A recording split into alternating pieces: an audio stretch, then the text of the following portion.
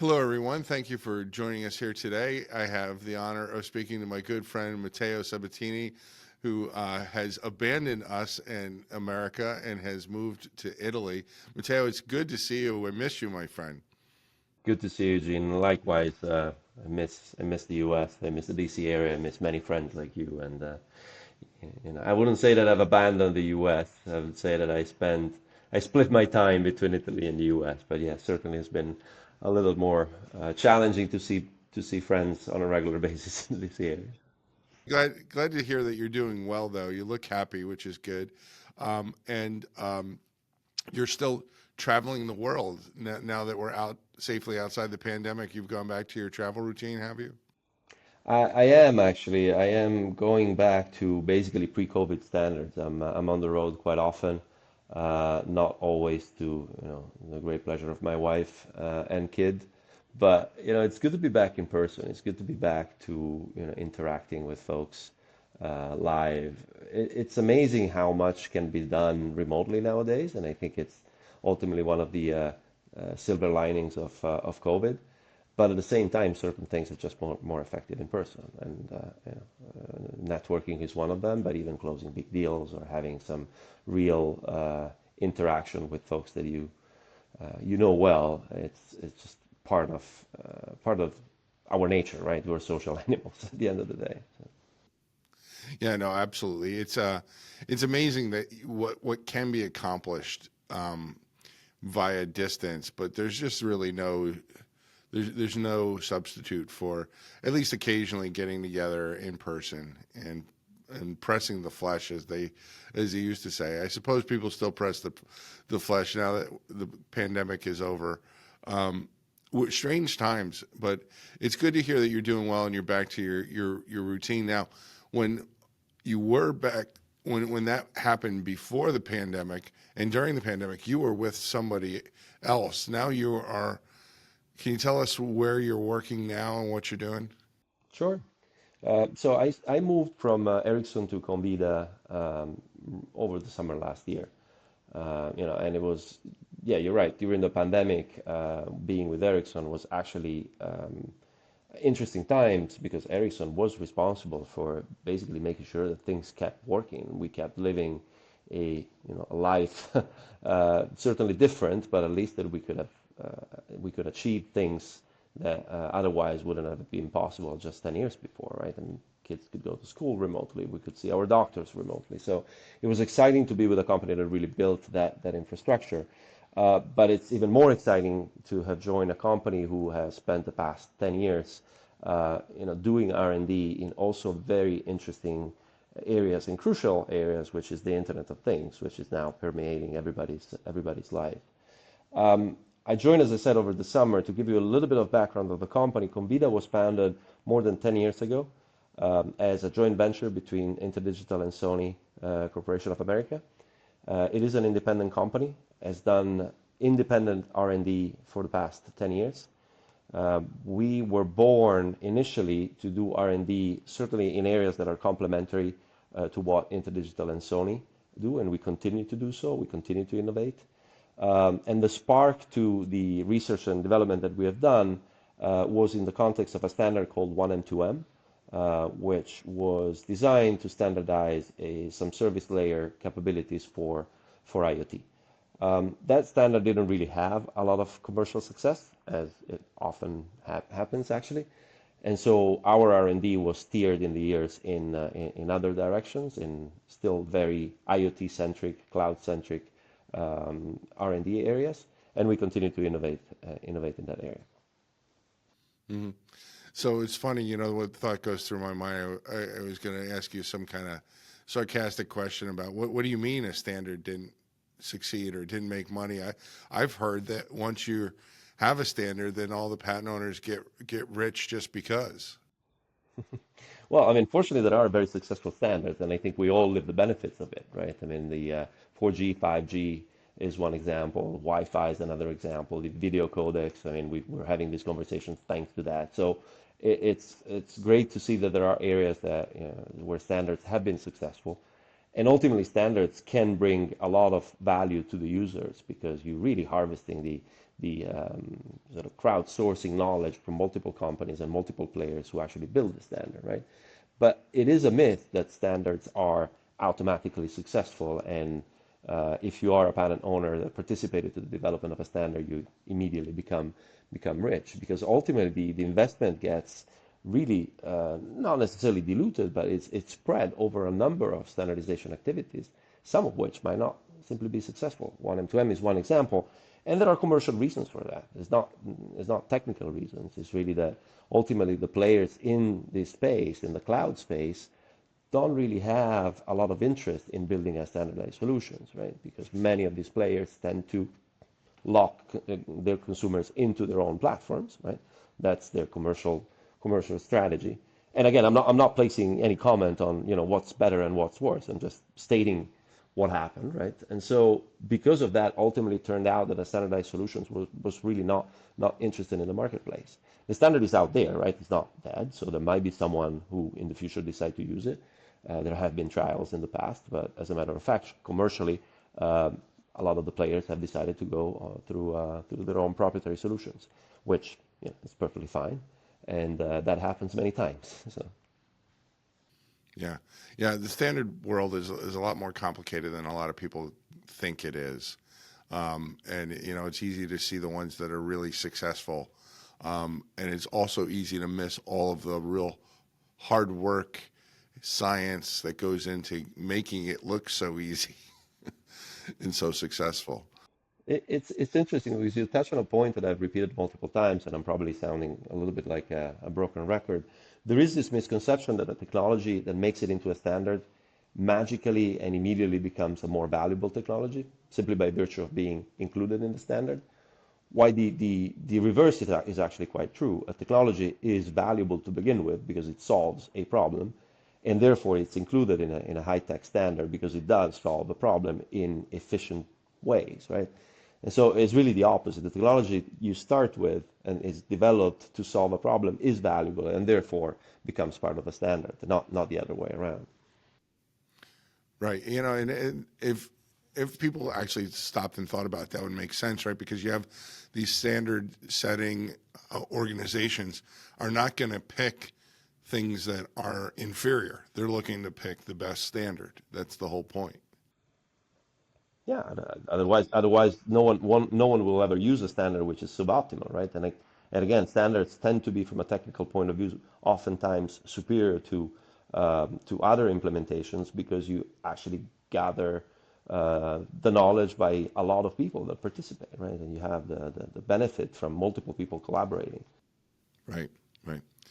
So now you're president and CEO of Convida, correct? CLO, Chief Licensing Officer, President and Chief Licensing Officer. Yeah. Chief licensing officer. Okay, so that means that means what exactly? You're the one in the rooms actually cutting the deals? Are you the one going over the contracts? Do you work with outside counsel? Tell us a little bit about your day job. So we're a small company, right? So I do everything from submitting expenses for rents and things like that to discussing the deals with with potential licensees. I have a small team. I have a very talented small team, but we remain a small company. We have shareholders with big shoulders, but we are independent and we rely on our limited bandwidth and budget. It's a pleasure to work with so many talented individuals, including the engineers that continue to do the R&D. But obviously, as in all small companies, there is a lot to do. But to answer your question on more what my main duties are, yes, that's the licensing part is my main duty. I want to make sure that our licensing program sustains further R&D down the roads. We've started our licensing campaign shortly after I joined at the beginning of this year, and I'm already seeing some positive interaction with some potential licensees. So I'm hopeful that will continue and it will actually grow. Good, that's great. So let's take a step back and talk a little bit. You say that Convida is working in the IoT space. It's a pretty broad space. Is there a specific vertical or focus that you have within your patent portfolio, or if it's different within your research sites moving forward? Sure. I'll talk a little bit about the past and maybe even a little less about the future because I want to give you some ideas where we are going. But it's, as you said, a very broad topic. So the focus of our R&D so far has been on service layer for IoT. So we started from the premise that the cloud is really everything is happening on the cloud, and the cloud is fundamental to make sure that IoT can really function.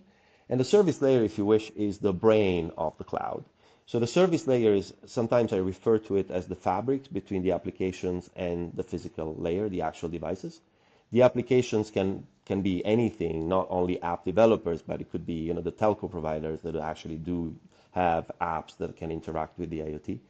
And the physical layer is the actual devices. So the service layer does all the sort of abstractions that are needed for the application to communicate with the devices without having to go all the way down to the physical device, right?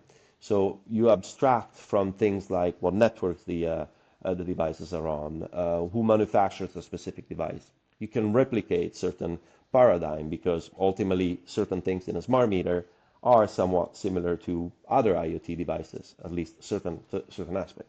Think about device management, think about some data analytics aspect, etc. So those are the services that we have, worked on and have developed a portfolio around. So really, the way that I look at this is the way that you can communicate with the devices from an application layer goes through the service layer in order to really interpret these messages between the layers. To give you a few examples of technologies that we have worked on, areas like security, like digital twin, where you need to create a digital copy of the actual device for the app to interact with. And so it's a very broad and rich portfolio. It's ultimately something that every cloud IoT functionalities need to somehow include and implement. We are seeing our technologies implemented in the marketplace, technologies that we have developed, and so that's exciting because it means that really the R&D that has been done over the past 10 years has been valuable in the way that has brought to life new technologies. And now is really the time to go to the next step and try to license our technologies so that we can continue to innovate. To answer your question on where we're going next, I should have you talk to our engineers to really give you the full breadth of what we're looking at. But it's an evolving space, right? And there is certainly a lot of convergence between the infrastructure provider, the cloud providers, the telcos. There is certainly the inclusion of artificial intelligence into, as an overlay and a fundamental enabler to everything we do. So we're looking at a lot of these areas. There are exciting use cases that we're looking at, like virtual reality, augmented reality, what is defined sometimes as XR, right? So it's a lot going on. As I said, we have a small team, but a very talented team. And so we are identifying a few areas where we want to continue to innovate and where we have expertise. And that's what we want to continue doing. It sounds very interesting, and that's why I was wondering if you were going to move into the AI area, because it seems like everybody is trying to move into that space, and it is exciting. It's scary all at the same time as it's exciting. For those of us who grew up watching science fiction, there's a little bit of trepidation here about the machines eventually taking over. I know we're not anywhere really near that, but still, you could see them with almost week by week getting better, these models. Do you have thoughts on where AI is going and how fast it's going, or just any thoughts you have? Yeah, and these are just my personal thoughts. I'm not an expert in AI, so don't take anything that I say as any authoritative or particularly well informed. I think it's gonna inevitably be revolutionary, the way that things are shaping up. It's also important that we start looking at ways to, I don't know if I want to use the word control, because that's not exactly what we need, right? And regulation is often years beyond behind the technology, so that doesn't necessarily help that much either. But somehow these systems need to be auditable somehow, right? Because otherwise they become black boxes. They can easily be skewed one way or another, or simply just use the wrong data and therefore give the wrong outputs inevitably. It's still an algorithm, right? And so if you feed it with junk, it's going to get you junk in output. So how you audit it is going to be pretty crucial and pretty difficult, I think. I'm also aware that we're going through a huge hype, right? I mean, I think that there is going to be a lot of opportunities with AI that we haven't even looked at, but at the same time, it's a big keyword. I was recently at Mobile World Congress in Barcelona, and literally every single company exhibiting at Mobile World Congress, we're talking about thousands of exhibitors, have some AI solutions. Sometimes you wonder, okay, well, what are they exactly doing? Are they really doing some AI R&D, or are they simply just integrating some chat GPT somewhere, right? Because that's very different, right? And so I think we need, yeah, exactly. I think we need to get over the hype, and then use cases will start to materialize a little bit more clearly. Yeah, there's a lot of folks using off-the-shelf stuff and then touting it as AI, which is not probably misleading, but it's not. There's a handful of folks doing some really interesting innovating in the space, and your black box comment, I think, is very very poignant, because you see a lot of the folks, at least in the copyright debate, is it copyright infringement to take these massive databases without permission? Is it copyright infringement on the output side? And a lot of the developers simply say, oh, well, we can't tell you what we've used. We can't tell you about the training data. And it seems like they're trying to turn it into a black box, which I just think is problematic. And we just did our AI program here last week, and my eyes got opened in a large way. I mean, it's got a long way to go. I mean, there's a lot of folks using data sets that are just the anything they can get from the internet. And not to name any names and make anybody upset, but if you're teaching your AI model on the cesspool that is the internet in some corners, and that's your training set, I don't know how you ever could possibly assume that it's going to grow up to be responsible or knowledgeable. And I think the quality of the training data has to get much, much better. And that's a problem that maybe we'll have solved sooner rather than later, once we start getting some of these copyright decisions and kind of force the industry in a certain direction. But it's exciting times, but there's a lot that I think a lot of people need to get right. And I personally see an awful lot of folks dabbling in the AI space, or, what I've pejoratively called pretenders. And I don't think they don't really get it. They're not necessarily the tried and true innovators. They're trying to dip their toe in this hot area and move forward. And I think if you look at a lot of the biggest innovators, they're walking, they're not running. And the people who are running are the ones that sometimes I think are pushing the envelope in odd ways. That's just my 2 cents. But it is going to be, I think, extraordinary once we get a few more years under our belt. It's interesting, something that you mentioned about, if you train your model on the internet. It's something, and I'll go on a slightly different topic in a second, because this is a good segue. It's also easy to sort of skew these algorithms by, sheer numbers of papers or data or information that you put out on the web, right? I'll give you an example, because I think it fits what you were saying, and it sort of brings us to a different topic.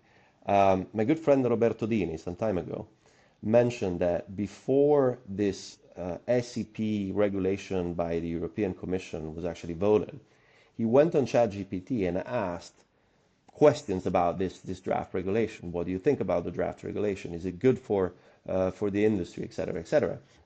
And all the results were one-sided. All the results by ChatGPT were like, this is a great piece of regulation because of blah, blah, blah, and this is going to help the industry by enhancing transparency and efficiency, and et cetera, et cetera. And that only denoted one thing, that those supporting the regulation were able to publish and post on the internet way more articles and much more information than those opposing the regulation, right?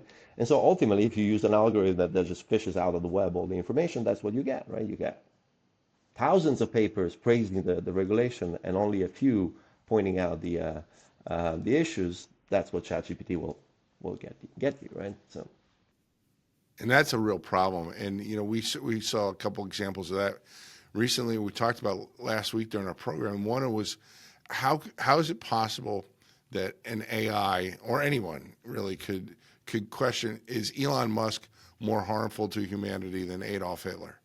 And what somebody pointed out last week at our program was precisely what you just pointed out. There are millions, maybe tens of millions of people all over the world on the internet every day complaining about Elon Musk. There may be 1,000, maybe 10,000 books about how evil Hitler was, and it's not a topic that is inundating the internet every day the way that all these gripes about Elon Musk are. And there's just a density, and it made me realize that, a lot of what's going on with AI right now is just groupthink. And if there's not going to be some kind of quality metric, it's going to be a long slog to get where we need to go. And I'm not a big fan of fact checking and telling people that they're wrong, because usually the truth lies somewhere in between, in most arguments, I find. But there, I think, has to be a difference between just the average conspiracy nut on the internet who, very low bar, posts something to a chat room that is just ridiculous, and then that being fed in and somehow having equal weight with things that are thoughtfully researched over a long period of time. And we'll get there, I think, but I think we're going to have a lot of fits and starts between now and then.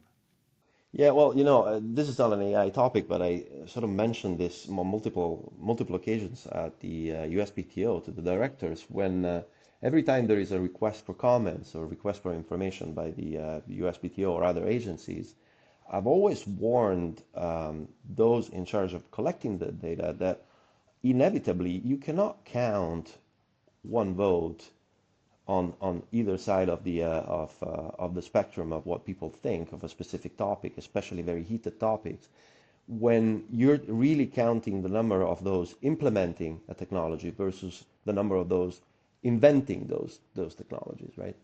So if you have comments by 10 innovators and 1,000 implementers, well, you can't just say, all right, well, 1,000 versus 10, therefore the 1,000 gotta win, right? Because inevitably the number of companies, entities implementing a successful technology is going to be grossly outnumbering the number of entities actually developing and spending money in creating those technologies. So those are two different numbers. You can't just count them, right? And this is true in many. Right? It's true in many fields, and so I'm a big fan of actually human intelligence still, because I think we still can figure these things out if we look at the data somehow carefully, right?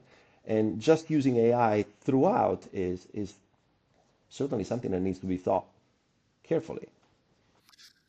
Yeah, I think AI right now has a role. I think it does a lot of things very well, but in certain verticals. And I think sometimes we try and make it do a lot more than what it's capable of doing in its present form. We're looking for the Star Trek computer that knows everything about everything. And if your recollection differs from the Star Trek computer, then you go with the computer, because the computer is objective and always right and infinitely wise, and it can, yada, yada, yada. We're not there. We're just not there. We're at a point where AI can make a lot of things, mundane tasks, simple, easy, doable in situations where they would otherwise not be doable. But we're at the place where a good AI can be leveraged by a human to accomplish a lot more. We're not at the place, I don't think we're anywhere near it really, where AI is going to replace humans. No, and it's interesting the debate around patentability of AI inventions. I assume in your program, unfortunately, I didn't have the chance to follow it. You talked about it, but I'm extremely ignorant in this area, but I have a hard time understanding even the debate, right? When back in the days or even today, architects or designers or engineers would use AutoCAD to help them and simplify some of the designing, well, any work product was still owned by whomever was actually doing the project, right? If you take a photo, you're using a digital camera, but it's still you who actually points to whatever scene and owns that.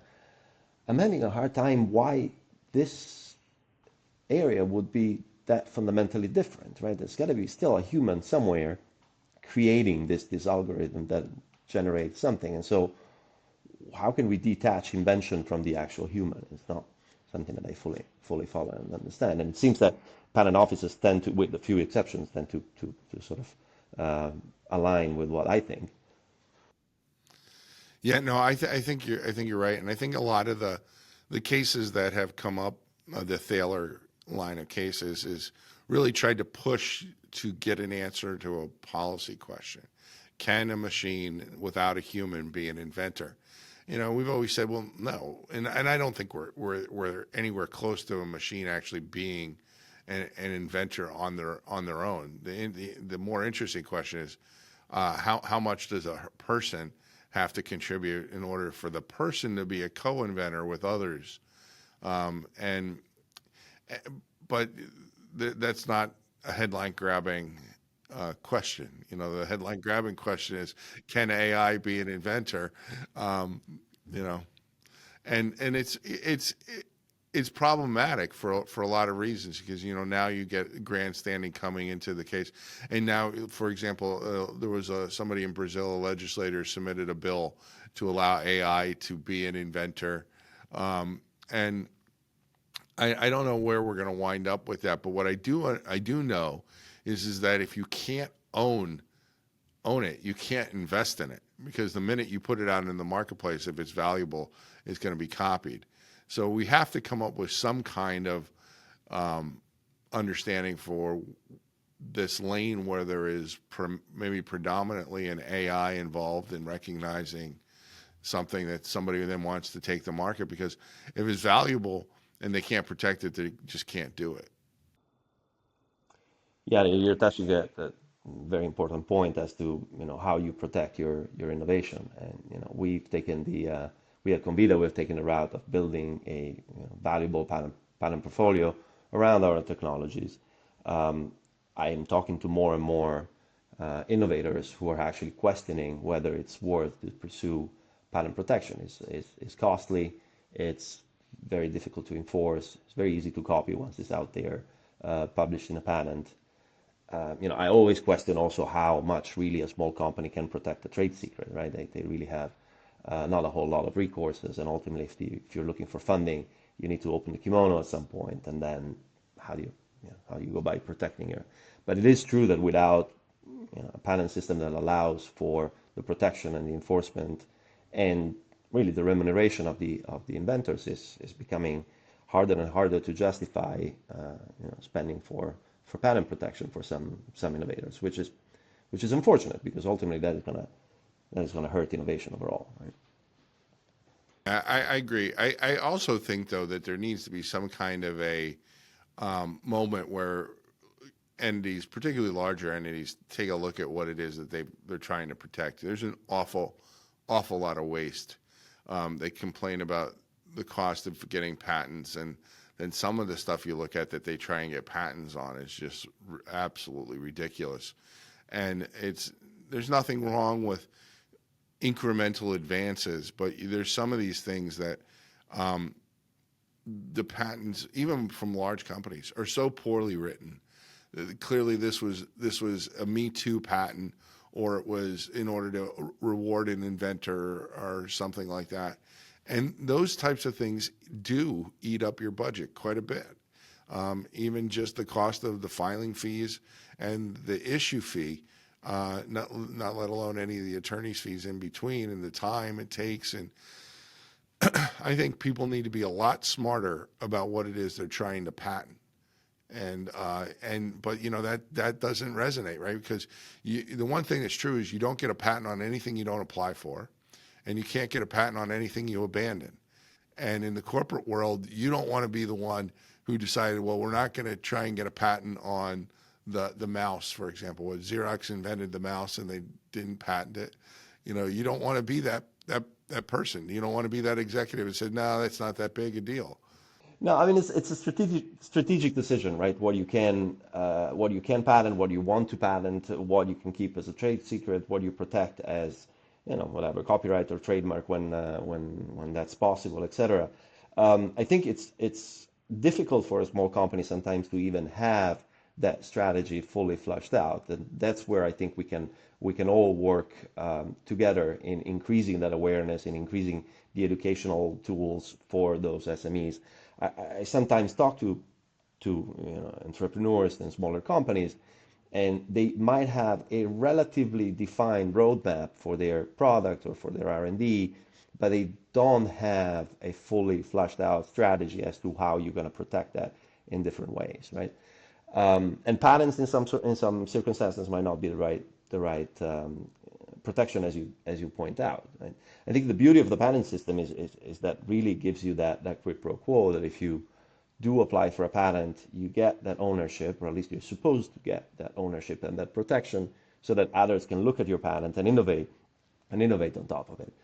But it's expensive, and I think what is growing, I see it from us being a limited budget, smaller company with a large portfolio, which patent prosecution and maintenance is a big chunk of my monthly budget.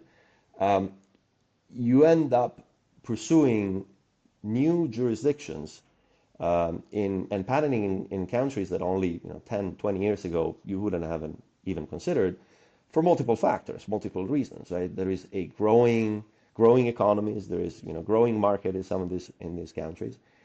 And in some of these countries, you get actually patent protection and enforcement much more efficient than, surprisingly, in much more advanced countries, right? We've seen the rise of enforcement and litigation in India. Now we're seeing South America. Those are becoming increasingly interesting venues because, unfortunately, in some areas of the world, including the U.S., that level of enforcement has become much more difficult, let alone the cost of enforcement in the U.S., right? Yeah, no, absolutely. I mean, look at Brazil. Brazil has really moved quite far ahead of a lot of countries, and I think for many reasons ahead of the United States in terms of enforcement. What do you think about the UPC? Are you excited about the possibility of real enforcement in Europe? Yeah, I think the UPC is a great system that will actually make Europe competing and as attractive as the two biggest jurisdictions, right? U.S. and China.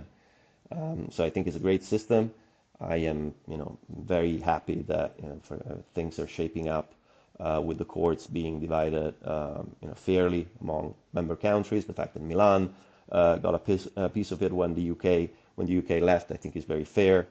And ultimately, I think the jurisprudence will be obviously shaping up. We don't know how it's going to shape up. We only have indications so far, and we have a relatively small number of cases. But judging from how jurisprudence across Europe has evolved in the past decades, I think the judges are generally very savvy. They understand technology. They understand patent systems. So it's a potentially very, very interesting system. And again, the possibility to obtain an injunction at a European broad level makes it very competitive towards the other bigger. Yeah, I'm excited about the possibility of the UPC. We'll have to wait and see, but it does seem as if it's going to be pro, or at least neutral in term, either pro patent owner or neutral in terms of the rulings and policy. They've given injunctions already, which is something that it's very difficult to get in the United States anymore. And I just don't fundamentally understand how you could call it a property right if you can't get an order that says once you're infringing it, you have to stop. And people say, well, it's not a property. Well, that's not what the statute says. The statute in the U.S. says that it is a property right. And I think the way the cases have evolved, it clearly is no longer a property right in the United States. And that's why I think places like Brazil, Germany's always been interesting, but now with the UPC, it includes Germany and plus a whole lot more. It seems like it's largely not, probably people in Europe will get offended when I say this, largely the German system across Europe seems to be, or at least the German philosophies, where you can get an injunction if there really is infringement. And the judges are a little less willing to accept the gamesmanship that you sometimes see. Yeah, I think again with the UPC developing, we'll learn more about how that court really interprets case. I think it's it'd be wrong in thinking that that would be sort of a slam dunk for patent owners. It still will need a lot of preparations and a lot of really data points to convince the judge that there is a need for an injunction. But yeah, judges in Europe tend to be certainly open to the fact that the property right, in order to be protected and in order to avoid repeated infringement, an injunction might be necessary. So we'll see how that shapes up. I think I'm somewhat optimist because I do see this discussion around injunctions becoming a topic of discussion in the U.S. as well. We're seeing Masti proposing bills around that. We know that there is a discussion around injunctions in general on the Hill. I think we've seen some pro-patent bills coming out of some of the offices recently, not necessarily targeting injunctions or eBay, but at least bringing that conversation into the picture. So I'm hopeful that we'll go back to at least a broad discussion about exactly what you're saying, right? That the property right ultimately is a property right if you can protect it, right? If I rent my house and my tenant doesn't pay rent, I ultimately have the opportunity to evict her or evict him, right? If that's not the case with intellectual property, then it becomes very, very difficult. Again, especially when you have repeated infringement, as I was saying at the beginning, that's monetary doesn't really cover, because yes, you can get paid for whatever infringement already happened, but if that can happen again the day after that you get paid, then what's the point, right? Right, and it's always struck me as just silly, because what does an injunction do? The injunction says nothing more than the patent grant says itself. This is that you have the exclusive right. Procedurally, the only thing an injunction does is give the patent owner the ability to come back to the front of the line at the district court if the defendant continues to infringe. You don't have to file a brand new lawsuit. You can go back and say, Your Honor, you told them not to infringe, and they're infringing. And then you have a summary proceeding to see whether the court agrees. If they disagree, then you have to file a brand new lawsuit.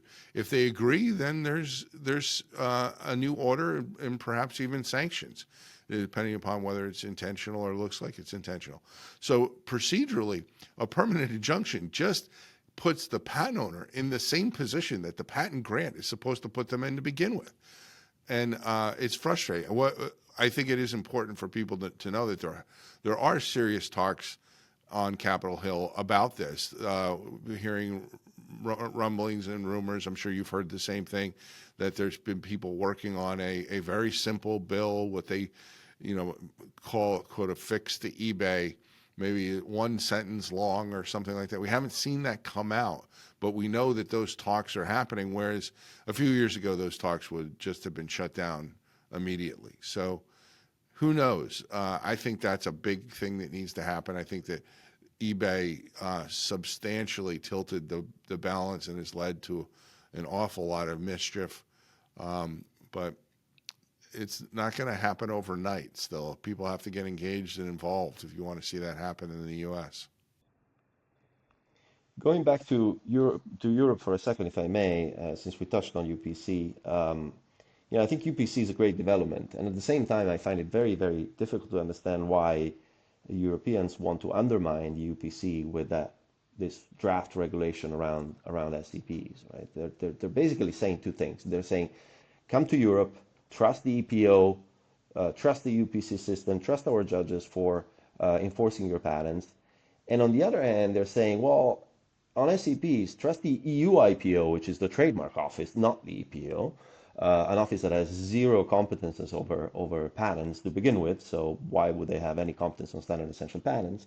And they're also saying, and we're designing a system so that infringers can actually have more time to infringe before you actually can do anything about it, right? Because they have this mediation of 9 months, because you have this mandatory requirement to submit your patents into this database, and all these things that add layers of complexity for a patent owner, and ultimately give someone who wants to hold out and free ride yet another tool to say, oh, well, let's wait until this mediation ends, right? Or let's wait until the patents have been fully submitted, and so on and so forth. So it's very difficult to understand why Europe has this duality when it comes to really innovation. One end, saying the UPC is great, if you're an innovator, come here, patent here, enforce here. On the other hand, putting all these constraints and burden on patent owners. I was very actually pleased to see that even Director Vidal of the USPTO has recently spoken about it, mentioning exactly what one of my concerns, right? That this, having one jurisdiction doing something, wildly new and unclear if useful or not, without consulting with other bigger economies, creates frictions, right? And also puts Europe sort of in this standing out position, which is, I'm not sure is going to be helpful for Europe. It's not going to be helpful for the innovation ecosystem. It's not going to be helpful for my previous employer, who does an enormous amount of R&D and investments in Europe, and all the multinational corporations who actually do invest in Europe. So it's very puzzling to me. It is puzzling. And there's another piece that you didn't mention. I wrote an article some time ago when this came out about, the title was something, the schizophrenic approach of Europe. They've gone after the Chinese at the WTO for doing pretty much precisely what they want to do themselves now. Because the Chinese there for a while, you'll remember there was this fear, is every SEP case now going to have to go through China because of the anti-suit injunction issue, and they were willing to set worldwide rates and so forth like that. And then Europe Europe went after them, and then Europe is doing the same damn thing. And it's there is at least two different patent philosophies at play in Europe. And, depending upon where you look, you either see patents are great, come to Europe, get your unitary patent, use the UPC, or you patent owners, you need to stop holding up these implementers. And it's hard to reconcile it all coming out of the same place, because they're clearly diametrically opposed views of the world. Yeah. The other thing that is really schizophrenic in my mind is how, this proposal came out of DG Grow, right, which is supposed to protect the SMEs. And I apologize, the sun is coming in at a weird angle. So it came out of DG Grow, and it's supposed to help SMEs. So I represent an SME. I don't see how this proposal is helping me in any way. I think the proposal has not taken into any account the many SMEs, European SMEs or elsewhere, that actually do invest in innovation and do have a patent portfolio. They only look at SMEs as implementers. They haven't taken into any consideration the fact that most pool administrators are SMEs. And so really what this proposal comes about is really helping some big conglomerates, right? And in a time when the economy in Europe is not doing particularly well, the biggest economy in Europe, Germany, is stagnating or even in a recession. Actually listening to big conglomerates from Germany or other parts in Europe doesn't seem to be really the correct idea right now. And what you were saying is absolutely right, that while Europe fights this interesting dilemma between the UPC and this draft regulation, well, who's benefiting? It's ultimately China, right? Yeah, no, exactly, and it's it is frustrating. Um, I mean, thankfully, there are people in Europe who do get it. Otherwise the UPC wouldn't have moved forward. But it is bizarre to see at a time when every country in the world would like to have more economic development of their own and more growth and get out of these doldrums. I don't know whether you'd call it a malaise, but it's certainly status quo, taking a step back, no steps forward, just kind of treading water seems to be where the global economy is at the moment. You would love to see your economy break out of that. And one of the ways to break out of that is to unleash your SMEs. I mean, they're the ones that come up with overwhelmingly the new innovation that leads to, in some cases, entire new industry. And it just has been hampered and hurt. It's in the U.S. with eBay has caused all kinds of mischief. I don't think it's coincidental. You don't see any real groundbreaking, truly innovative new industries since eBay. You see an awful lot of incremental creep. And then when somebody does get some traction, then you see the big incumbent players start to just copy.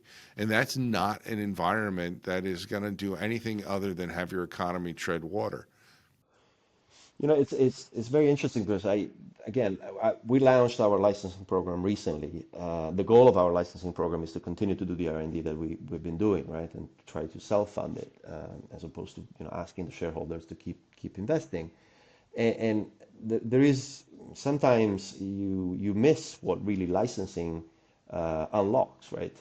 Licensing your IP, licensing your patents, or whatever your IP is, really unlocks new markets, unlocks new technologies. It allows smaller companies like us to invest in R&D and to continue invest in R&D.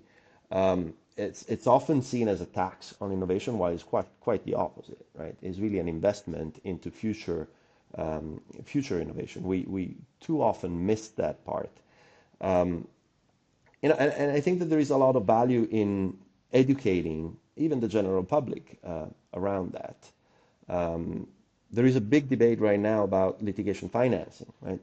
As if litigation financing were inevitably evil because they allow these ugly patent trolls to take invalid patents and bring people to court, right?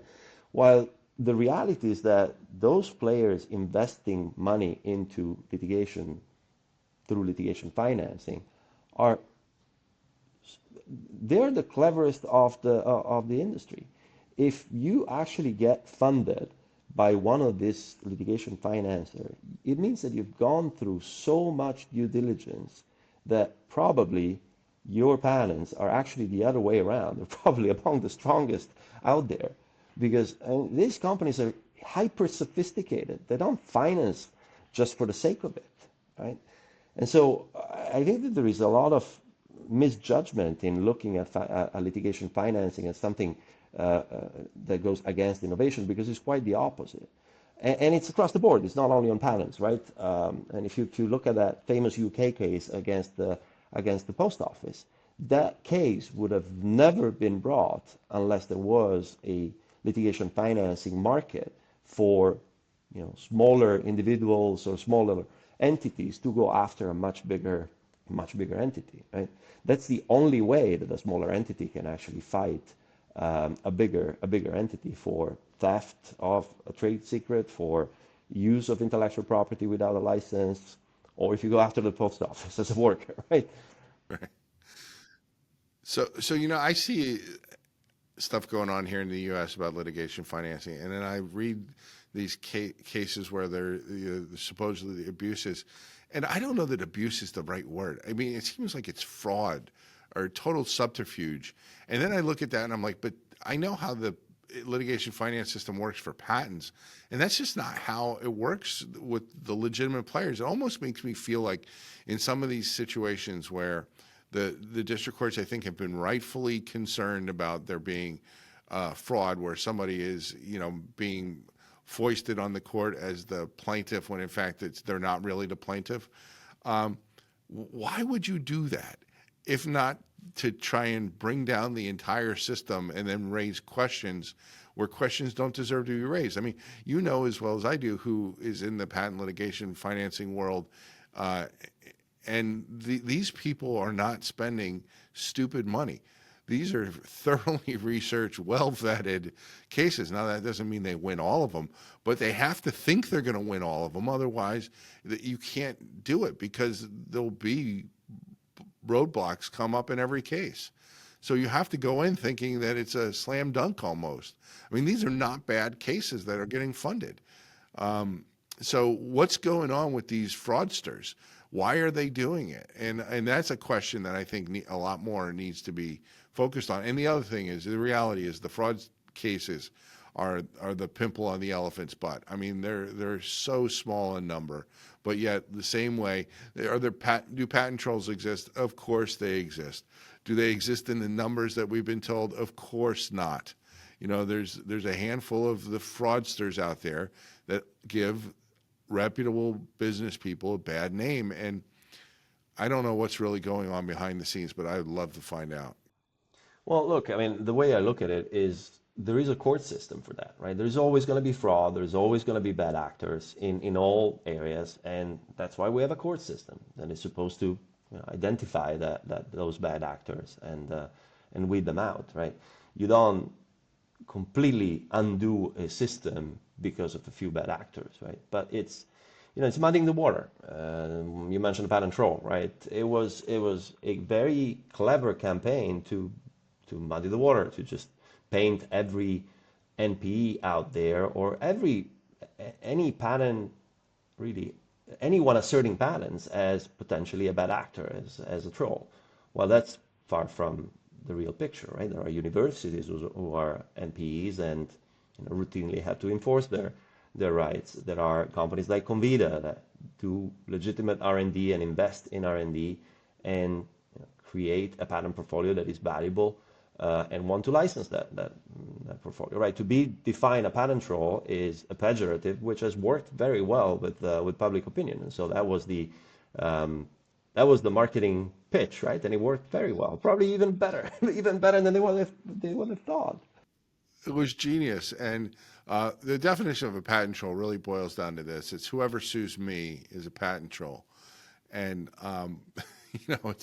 but it was a genius move, genius marketing, and I don't know. We could sit here and talk all day. I know we've been going for about close to an hour. We're closing in on the hour. So why don't I give you an opportunity to give final thoughts? Is there anything that you wished I had asked you that I didn't ask you, or anything you want to tell us about what's going on now, or what are your final thoughts here? No, I mean, I think that we had a wonderful conversation, and I think we covered some ground. I want to go back to the beginning and maybe focus more on some of the global nature of what we do that we touched on. We talked about Europe, we talked about the US, we talked about other jurisdictions.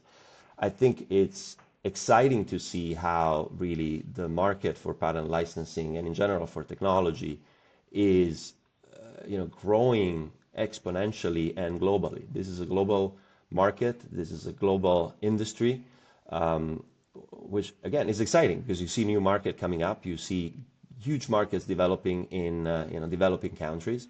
I think it's bringing a lot of equality, if you wish, around the world. The use of cell phones is one example, right? There is more than one cell phone per user in the whole world. The use of cell phones in Africa is exploding. So it's an exciting world that we live in. And it's exciting how we got here. And the way that we got here is really by developing technology, and licensing has been part of that development, right? And we shouldn't forget about that, because the past few decades have been incredible also because of what has been created by innovators and how those innovations have made it into the market through implementers. And again, licensing has been igniting this. So the global nature is something is fascinating and very exciting. And I'm always very worried when there are conversations and discussions at a policy level that tend to isolate specific geographies, because that inevitably is going to hurt innovation and is going to hurt that geography. It's a global marketplace, and I think some of the policy decisions inevitably need to understand that that's the dynamics and that there is competition among countries, certainly so. But the technology is really a global market. Yeah, no, I completely agree. And on the licensing, I always like to tell people the first licensee in America was George Washington. He the president had to sign the patents back then, and the third patent he signed dealt with advancements in grist mill technologies, and he summoned the inventor and wanted to pay him to incorporate it into his grist mill and show everybody how to run it, etc. So I always tell people if a patent license was good enough for George Washington, the man that we were willing to make king, then why are they all of a sudden evil? These are not evil. This is a way that you could exchange valuable, in some cases, extremely valuable technologies from the person who created it to the person who is going to implement it and bring it to the masses. That's the whole point of the patent system, is you can't do everything great. And the big companies tend not to innovate the most, and the small companies don't have access to markets or the ability to manufacture and that sort of thing. Everybody needs everybody, and there's plenty of money to be made, and just have to stop the fighting. So, but I really appreciate your time here today, Matteo. I look forward to see what you're going to be doing with Convida, and I wish you all the greatest success in the world. Thank you, Gene. It's been a pleasure. Thank you for your time, and thanks for anyone who's gonna listen to this. It's been a pleasure. Great. Thanks, everybody. We'll see you soon.